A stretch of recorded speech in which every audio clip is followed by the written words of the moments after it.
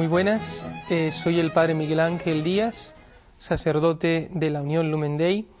y estoy con ustedes desarrollando el tema de la reconciliación, el sacramento del perdón, de la conversión, de la vuelta a Dios, después que el hombre por el pecado se ha alejado de Él, que Dios nos reconcilie con Él. Y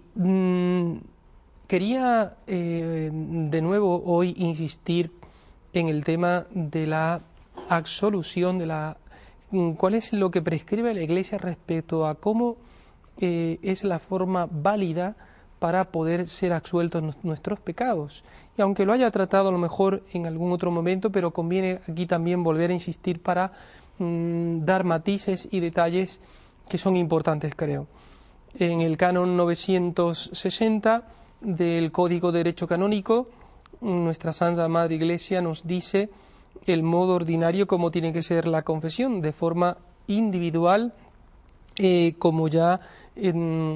les he comentado. Y en el canon también, y pues como sé es muy importante, por eso lo tengo aquí conmigo, en el canon 961 nos habla en el canon 960 la confesión individual y en el canon 961 la confesión o absolución general. Y decíamos que las dos condiciones fundamentales para que sea válida esa absolución general es en peligro de muerte, cuando no hay posibilidad de que le dé tiempo a las sorotes a poder confesar a todos los penitentes, un naufragio de un barco, un avión que está a punto de ser derribado y entonces no da tiempo al confesor a absolver de forma individual a cada penitente. Entonces ahí se da esta condición. También ante una necesidad grave, como podría ser en lugares, les ponía el ejemplo, lugares de misión, donde el sacerdote apenas va una vez al año a confesar, y sucede que los penitentes están bien dispuestos, ellos por su parte quisieran confesarse, pero en el poco tiempo que está de paso el sacerdote no le da tiempo, entonces puede recurrir a esa absolución general. Pero lo que es importante, que el que debe tomar la decisión y determinar si se cumplen estas condiciones no es el ministro personal, sino que lo tiene que determinar el obispo en este segundo caso de la necesidad grave. En peligro de muerte es distinto, ¿no? Porque en peligro de muerte cualquier ministro sagrado puede absolver válidamente, pero en el caso de una necesidad grave es el que corresponde al obispo diocesano juzgar si se dan esas condiciones de común acuerdo con las normas que haya prescrita la conferencia episcopal en cada lugar. Entonces no es de motu propio de cada ministro que él juzgue por su propia cuenta si se dan las condiciones, sobre todo de necesidad grave, sino que hay que obtener el permiso del obispo, y se entiende que el obispo también va a obrar conforme a las normas del Código de Derecho Canónico. Otro aspecto es que conviene formar a los que reciban una absolución general en un caso de estos que se comenta, ya sea en necesidad grave o incluso si da tiempo en peligro de muerte, de que tienen unas condiciones que cumplir para que sea válida la confesión. Tienen que estar bien dispuestos, rechazar el pecado y tener deseo de ser perdonado por Dios. Conviene que se haga un acto de contrición perfecta, que se les motive y explique a modo de una catequesis, y también que recordarles a todos los penitentes, y que esto es para la validez, que además de estar bien dispuestos espiritualmente, tienen que hacer propósito para que a su debido tiempo hagan una confesión individual de todos los pecados mortales que con ocasión de la confesión general les fueron absueltos, para que puedan ganar y sea válida esa confesión. Hay otro aspecto que también quería destacar en el canon 962, que nos dice que es el que narra, es el que dice estas condiciones para la validez que yo les acabo ahora de tratar, y en el parágrafo segundo nos dice: en la medida de lo posible, también al ser recibida la absolución general, instrúyase a los fieles sobre los requisitos expresados y exhórtese antes de la absolución general, aun en peligro de muerte si hay tiempo, a que cada uno haga un acto de contrición perfecta. Y el canon 963 nos dice que queda firme la obligación de que trata el canon 969, aquel a quien se le perdonan los pecados graves con una absolución general debe acercarse a la confesión individual lo antes posible, en cuanto tenga ocasión, antes de recibir otra absolución general, de no interponerse una causa justa, nos dice el Código de Derecho Canónico. Es lamentable como hoy, por motivos a veces arbitrarios, se dan absoluciones generales, hasta por comodidad y por una cierta falta de valorización del sacramento de la absolución de forma individual, con sus con conveniencias tan importantes como es que, además de la absolución en sí misma, el hecho de que el sacerdote hable directamente, individualmente con cada uno, puede acomodar las normas, los consejos adecuados a la problemática de ese penitente, que es muy difícil de otra forma que reciba unos consejos adecuados para salir no solamente de ese pecado concreto que tiene, sino de las ocasiones del pecado o de reiteradas futuras caídas en las que pueda caer, y un conjunto de aspectos que él es necesario el sacerdote conocer para asegurar la integridad de la confesión, aparte del bien gran espiritual que hace el que yo pueda descargar mi conciencia, y aunque esto no toque propiamente a la validez o a la licitud de la confesión, pero todos los que nos confesamos hemos experimentado el gran descanso psíquico que produce en nuestra alma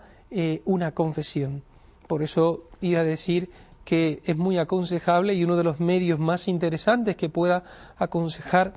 cualquier persona en busca de paz interior, hoy que hay tanta tensión y depresiones. No digo que las depresiones sean causadas por una causa de orden moral, aunque hay veces y bastantes que sí. Otras veces tendrá como raíz algo psíquico o físico, pero en diversos casos también hay causas morales que provocan estos estados anímicos interiores del alma. Además de la absolución general de la cual les acabo de hablar, es importante que sigamos las normas de lo que nos enseña el Código de Derecho Canónico, donde nos habla del lugar propio y ordinario para confesarse. Y dice que el lugar propio para oír confesiones es una iglesia o un oratorio, el lugar propio, de forma ordinaria y común. Si de forma extraordinaria hay muchos penitentes y no pueden caber dentro de la iglesia, como ocurre de hecho en algunos, con motivo de algunas peregrinaciones, por ejemplo, pues se puede prever el que las confesiones sean fuera del templo debido, porque no caben todos los penitentes dentro. O si no se ha podido prever, creando módulos de confesionarios adecuados en un santuario para que los penitentes se puedan confesar. O también ocurre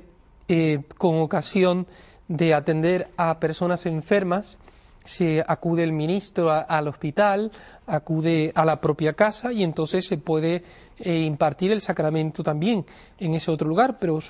esas son causas, diríamos, de forma extraordinaria. Lo ordinario y común es en la iglesia o en el oratorio, como dice el canon 964 en su parágrafo primero.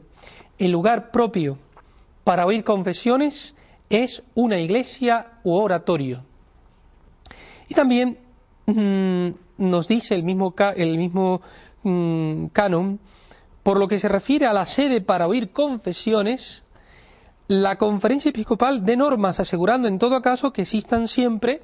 en lugar patente confesionarios provistos de rejillas entre el penitente y el confesor, que puedan utilizar libremente los fieles que así lo deseen. Debemos procurar que en las iglesias, en las capillas, donde se practique y se frecuente el sacramento de la confesión, haya confesionario con rejilla debidamente, para que los fieles puedan recibir el sacramento también de esa forma. La Iglesia, a través de su historia y su pedagogía, tiene toda su razón de ser el confesionario, porque mantiene de forma el respeto al reconocimiento del penitente que se acerca a confesarse, y entonces hay penitentes que le dan mucho pudor o vergüenza el que se le conozca físicamente, y el confesionario ayuda muchísimo a romper con esa barrera del pudor o la vergüenza y a mantener la individualidad del penitente de forma oculta, que no es necesario conocerla para la absolución debida de los pecados. No se deben oír confesiones fuera del confesionario, párrafo tercero del canon 964, sino es por justa causa. Entonces el lugar o la sede propia para oír confesiones es el confesionario, y sin causa justa. No valen motivos arbitrarios o decisiones meramente personales sin una justa causa, como nos dice el Código de Derecho Canónico. Es lamentable ver cómo hoy hay un desplazamiento de estos, tanto del lugar como de la sede propia, y en algunos lugares, tanto los penitentes como no, que no quieren. O sea, no se trata de que no quieran, sino que nos atengamos a las normas que ya están prescritas y vigentes aún en nuestra Santa Madre Iglesia, y que tenemos que obedecer porque en ella escuchamos la voz de Cristo. Además, los grandes peligros que se siguen a veces, tanto para el penitente como para el ministro sagrado, sobre todo con personas que son del otro sexo, y que la Iglesia siempre quiere velar y tutelar tanto por el ministro como por el penitente. Quisiera ahora, en estos minutos que me van quedando, hablarles siguiendo el Código de Derecho Canónico, porque estamos viendo una parte más bien de tipo de legislación dentro del sacramento de la confesión, pero que son normas muy sabias que están hechas por nuestra Santa Madre la Iglesia. En cuanto a quién puede acercarse al sacramento de la confesión, qué persona, qué edad necesita, o de qué modo, qué requisitos por parte de una persona. Entonces, lo primero que es necesario es que esa persona que esté bautizada. Para poder confesarme, tengo que antes tener el sacramento del bautismo, si no, no puedo acercarme al sacramento de la confesión. Segundo, tener uso de razón, que se prevé alrededor de los 7 años. Digo alrededor porque hay niños que hoy en día, y mucho más hoy en día, ya antes tienen uso de razón y son conscientes de las faltas que han cometido, aunque sean faltas veniales o pequeñas, pero los niños son conscientes de las faltas que cometen. Ya tienen edad requerida, y para la validez del sacramento de la confesión, tener uso de razón. Una persona que ha perdido la razón, un loco, pues no es sujeto válido para poder confesarse, tiene que tener uso de razón. No se puede confesar de lo que él mismo no es capaz de compaginar y de los actos que haga propio en ese estado. Para que sea válida, como digo, pues tener uso de razón. También nos dice los cánones que tratan del sujeto de la confesión en la Iglesia es a partir del 987, y nos dice que para que sea válida esa confesión, el penitente debe estar bien dispuesto, rechazando en su corazón los pecados cometidos y teniendo propósito de enmienda. Más adelante vamos a poder hablar del propósito de enmienda, y que nos convirtamos a Dios. La conversión tiene que ser no solamente una conversión mental, sino también de costumbres, de hábitos, de modos de vivir que lleven a la repetición de esas acciones que he cometido en otras veces, y que yo cambio tanto en mi concepto, en la mente, como también en mi modo de vida. Tengo que estar con un deseo y un anhelo y un propósito de un cambio general de vida. Otro aspecto es que está obligado el penitente a confesar número y especie. Número, porque los pecados tienen que ser perdonados, cada uno de ellos en particular, y no es lo mismo confesarme de haber robado una vez o de haber robado 100 veces. Cada pecado, uno de ellos, será distinto, y por eso debo confesarme, si no me acuerdo de cada uno de ellos, por lo menos aproximadamente. Y junto con el número, también tengo que confesar, decir aquellas circunstancias que cambian la especie. No es lo mismo cometer una falta contra los padres que contra una persona desconocida. Contra los padres será más grave por la dignidad y lo que representan a Dios como autoridad visible. No es lo mismo yo robar algo en un centro comercial a robar algo que lo he robado dentro de una iglesia, algo que puede llegar a ser incluso hasta sacrilegio. O sea, dependerá, y por eso hay que decir los pecados graves y la especie de cada uno de ellos. Todo pecado que no haya sido perdonado directamente por el sacramento de la confesión, siempre que yo me acuerde, debo en la inmediata confesión que me corresponde contarlo, narrarlo, explicarlo, decirlo, el pecado concreto que es, para que se me absuelva de forma ordinaria por el sacramento de la confesión. Es importante esto también tenerlo en cuenta, aunque sabemos que pecado olvidado, pecado perdonado. Si yo me voy a confesar y tenía buen deseo, buena intención, incluso hasta los escribí sobre una hoja, y llegó el momento X en que me olvidé de uno concreto, y en ese momento me olvidé, puede ser que después me acuerde, ese pecado de suyo ya está perdonado, porque no hubo ninguna mala intención en yo callar ese pecado, simplemente se me olvidó, ya está perdonado. Y estrictamente hablando,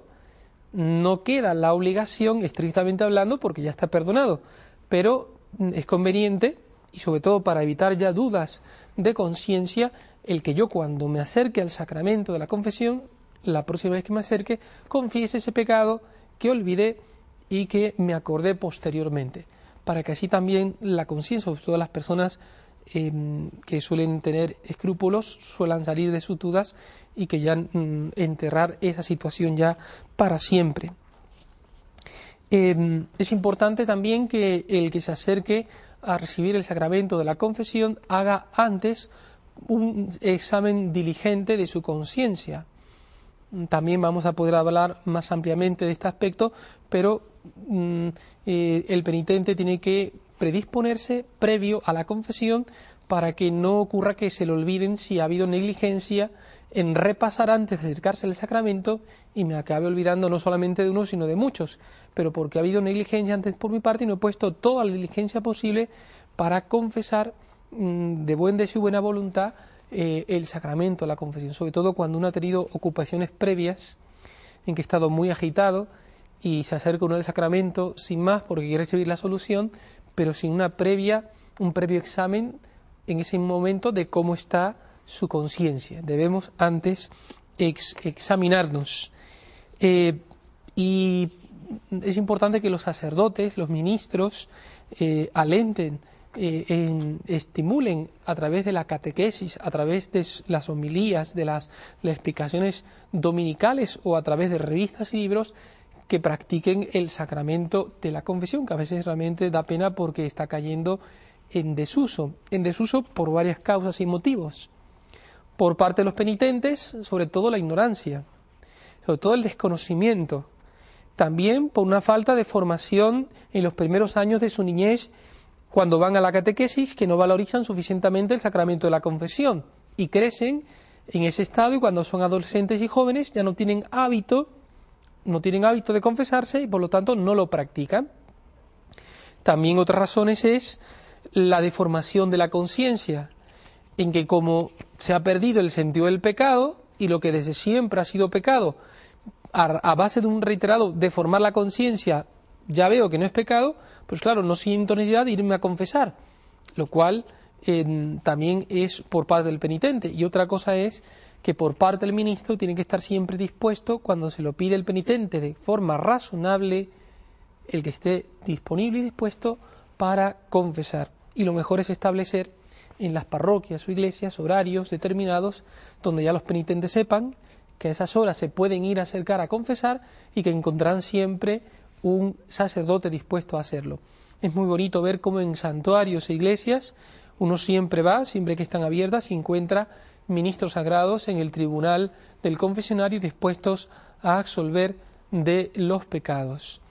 Y de esa forma se facilita tanto al ministro de aprovechar el tiempo como al penitente de acudir en un momento oportuno a confesar.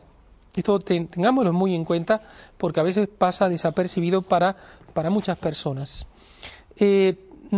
También es muy aconsejable cuando nos confesamos de forma individual, se recomienda que se confiesen los pecados veniales. Es materia suficiente para la solución. A veces cuántos penitentes preocupados o incluso por malformación me vienen a decir que les han dicho que para qué se acercan al sacramento de la confesión si no tienen pecados mortales. El sacramento de la confesión no solamente borra pecados mortales, sino que también es materia suficiente para dar la solución los pecados veniales que hemos cometido. Porque vuelvo a insistir, no solamente borrar pecados, sino también aumento de gracia. Materia suficiente, confesar nuestros pecados veniales. ¿Y quién de nosotros está exento de cometer un pecado venial? Solamente la Virgen Santísima, por un privilegio de Dios que la hizo inmaculada, concebida sin pecado original, y ella no cometió nunca ni siquiera un pecado venial personal. Fue por privilegio de Dios eximida del fomen peccatis que tenemos todos nosotros los seres humanos, esa inclinación al mal. Ella la única excepción, la Virgen María. Por eso quien diga que está libre de pecado o que no te necesite de la confesión es un mentiroso, porque el que esté sin pecado que arroje la primera piedra, en ese caso a la hora de acusar a alguien y beneficiarnos de este gran don, este regalo que nos ha dado el Señor. Seríamos, perdonen, tontos si no nos aprovechamos de estos medios que el Señor nos pone a nuestra disposición. Por otro lado también, ¿qué ocurriría en una situación de que yo me voy a confesar a un país, que estoy de paso, tengo necesidad de confesarme, y no hablan el idioma que yo hablo? Ahí la Iglesia prescribe que se puede usar o bien intérprete, pero el intérprete está obligado a guardar el secreto del sigilo propio de la confesión, o también, si no se da la situación de que pueda yo usar un intérprete, también sería válida esa confesión cuando hay la disposición requerida por parte del penitente para absolverme y cuando no hay facilidad para que haya una claridad en el lenguaje para que me entienda perfectamente. Pero es una situación extraordinaria la que estamos contemplando, pero que también sería válida esa confesión, porque tengo necesidad y tengo que atenerme a las circunstancias en que me encuentre en ese lugar, en ese momento que está pasando. También es importante que cuando dice el canon 990 que no se prohibía nada de la confesión mediante intérprete con tal de que se eviten abusos y escándalos, sin perjuicio de lo que prescribe el canon 983. El peligro que se pueda seguir es que el intérprete rompa el secreto de la confesión, del sigilo, y para evitar esos abusos pues hay que cuidar mucho quién es el intérprete, porque está en juego la fama del penitente, el oficio propio del sacerdocio, y que se utilice ese contenido, esa materia, para divulgarlo para fines que no son para ningún provecho y que no es lícito al intérprete usarlo. ¿Es posible confesarse con cualquier confesor? Pues sí, también es posible que cada uno se confiese con aquel confesor legítimamente aprobado que prefiera, aunque sea de otro rito distinto. Ritos aprobados dentro de la Iglesia católica, ya sea de la Iglesia latina o de otro rito que esté aprobado por la Iglesia católica, se puede confesar el penitente. No estoy sujeto a confesarme con una persona concreta, y esto la Iglesia lo hace para evitar el peligro de la vergüenza que nos da en confesarnos. Ya San Juan Bosco lo cuenta en sus oratorias, en su oratorio, en sus memorias biográficas, cómo había niños que callaban pecados en confesión porque les daba vergüenza de confesarse con ciertos confesores. Queridos hermanos, ojalá que este tema que estamos desarrollando te ayude y te motive a acercarte al sacramento de la confesión. Te damos todos estos datos no para que te alejes, no para que tengas miedo, o tal vez para que lo veas todo muy complicado pensando que no vas a saber cómo confesarte, es todo muy sencillo. Y simplemente cuando veas, tú has hecho de tu parte todo lo que podías, acércate al confesor y pídele con humildad y sencillez que te ayude a confesarte. Cuando veas que a lo mejor tienes dudas o temor de si vas a hacer una buena confesión. Encomendémonos a la Virgen, encomendémonos al Señor, Dios de misericordia y Madre de misericordia, que están siempre disponibles y dispuestos para perdonarnos de todas nuestras faltas y nuestras culpas. Que la Virgen les bendiga a todos.